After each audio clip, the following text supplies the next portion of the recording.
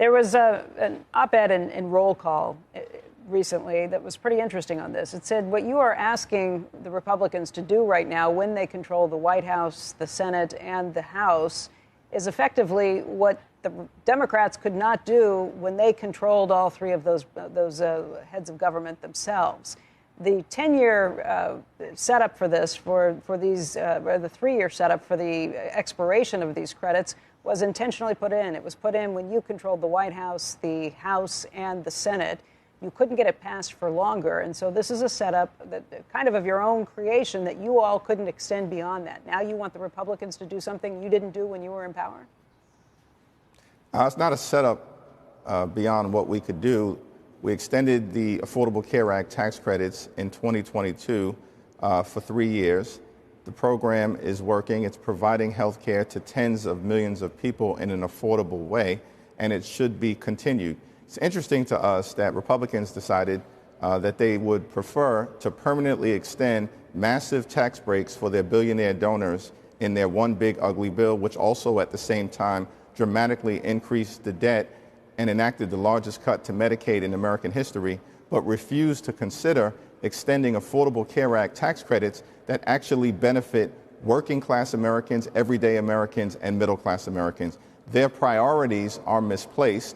And as Democrats, we're going to continue to fight for the American people all across the country, in rural America, urban America, small town America, the heartland of America, and of course, black and brown communities throughout America, all of whom are being devastated by this Republican health care crisis. I know that the Republicans control everything, but you know how the filibuster works. And God forbid Republicans, fold on the filibuster, because it'll be used, both parties will use it against the other. It's one of the last safeguards that make the Senate different than the House. And the only reason the Senate can't do it is purely because of Democrats. And you had one of your colleagues in the Senate say, this is the only leverage we have. People are going to get hurt. This is the only leverage we have to get what we want on health care. That's a bad look. Yeah, this is not about leverage. And by the way, if the votes of Democratic senators are required, then of course there should be a bipartisan discussion about enacting a spending bill that is designed to actually make life better for the American people. But what changed from when the Democrats said we will not negotiate when the government is shut down on health care? Not now, reopen the government, then we'll negotiate. That happened in 2013. What happened, what changed since then to where we are now, where you can use a government shutdown to extract concessions from Republicans? We are not using a government shutdown to extract any concessions. We want to reopen the government immediately.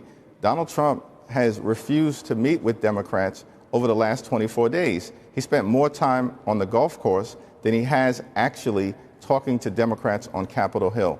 The problem is inflation is often caused by government spending. Additional government spending is not likely to get it to the point where we are going to see less inflation out there.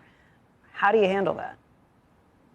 This is not additional government spending. It is additional government spending. You're looking for another $350 billion of additional government spending over the next 10 years? That's just with the Obama.